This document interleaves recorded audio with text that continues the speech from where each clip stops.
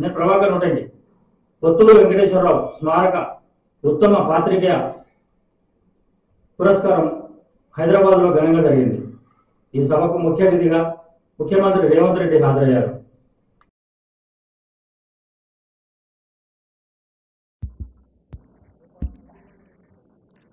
పొత్తూరి వెంకటేశ్వరరావు గారి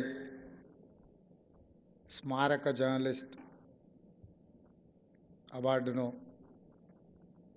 సీనియర్ పాత్రికేయులు వెంకటనారాయణ గారికి పెద్దలు శ్రీరామచంద్రమూర్తి గారు, యాదగిరి గారు ఇవ్వాలని ఈ కార్యక్రమంలో ప్రత్యేకంగా పాల్గొనాలని వారు ఆహ్వానించడం జరిగింది.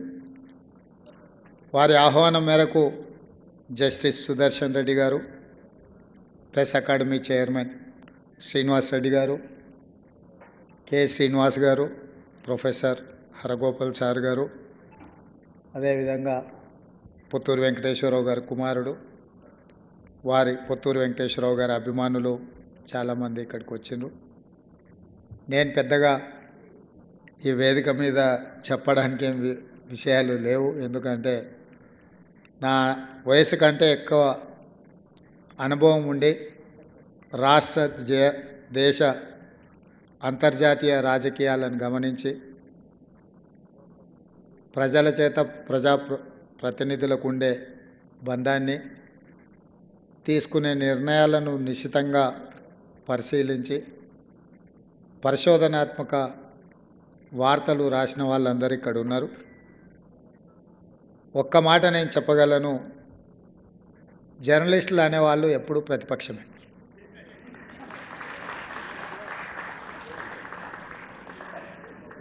హరగోపాల్ సార్ చెప్పినట్టుగా మేము మోర్ పవర్ అంటాం, వాళ్ళేమో మోర్ ఫ్రీడమ్ అంటారు.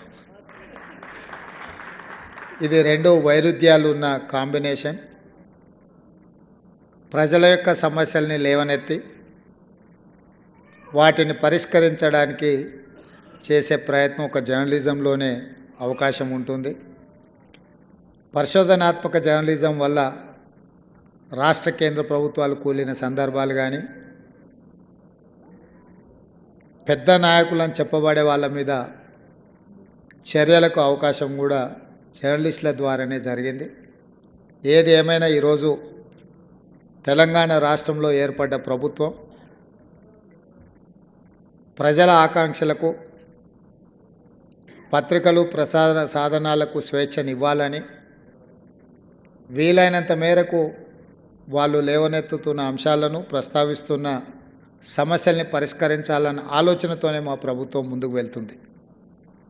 అనుభవజ్ఞులు ఇచ్చే సూచనలని పరిపాలనలో తప్పకుండా పరిగణలోకి తీసుకొని ముందుకు వెళ్ళాలన్న ఆలోచనతోనే మా మంత్రివర్గము ఈరోజు ముందుకు వెళ్ళే ప్రయత్నం చేస్తుంది.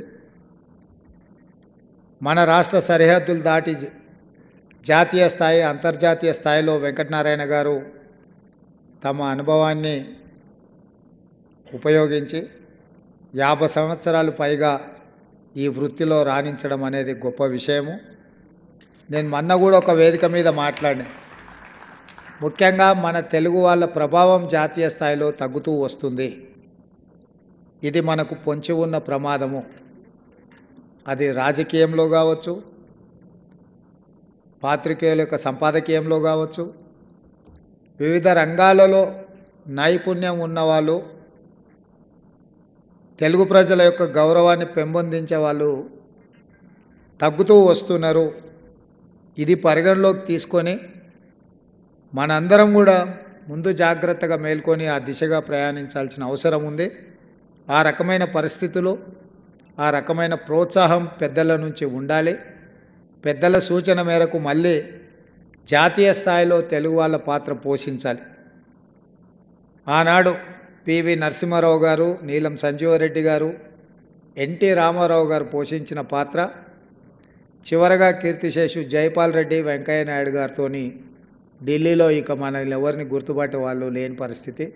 ఢిల్లీకి వెళ్ళినప్పుడు జ్యుడిషియల్గా కూడా పెద్దలు సుదర్శన్ రెడ్డి గారు, లేకపోతే ఎన్వి రమణ గారు ఇలాంటి వాళ్ళు ఒక ఉన్నత స్థాయిలో ఉండి ఢిల్లీలో ఎవరు సామాన్యులు వెళ్ళినా ఎవరికైనా చెప్పుకోవడానికి వాళ్ళు మనల్ని గుర్తుపట్టినా పట్టకపోయినా వాళ్ళు మనకు సహాయం అందించినా అందించకపోయినా మా వాళ్ళు ఉన్నారనే ధైర్యం చాలా గొప్ప ధైర్యం.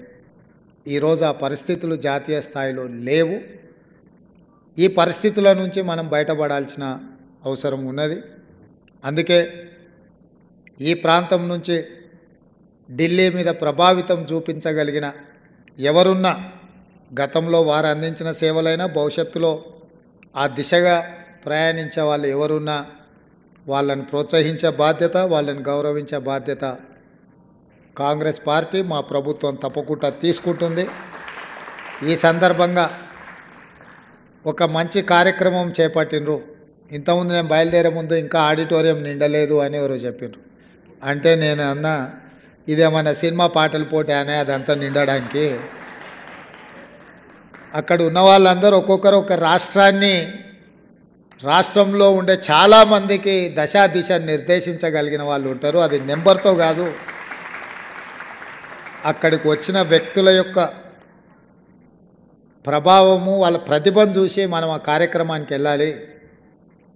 అందుకే ఈ కార్యక్రమంలో మీరందరూ విచ్చేసి పెద్దలందరూ కూడా వేదిక మీదగా ఉండడం అనేది ఒక నిండుదనాన్ని, ఒక మంచి కార్యక్రమాన్ని తీసుకున్నందుకు మరొక్కసారి మనస్ఫూర్తిగా శ్రీరామచంద్రమూర్తి గారిని, యాదగిరి గారిని అభినందిస్తూ మీ అందరి దగ్గర సెలవు తీసుకుంటున్నాను.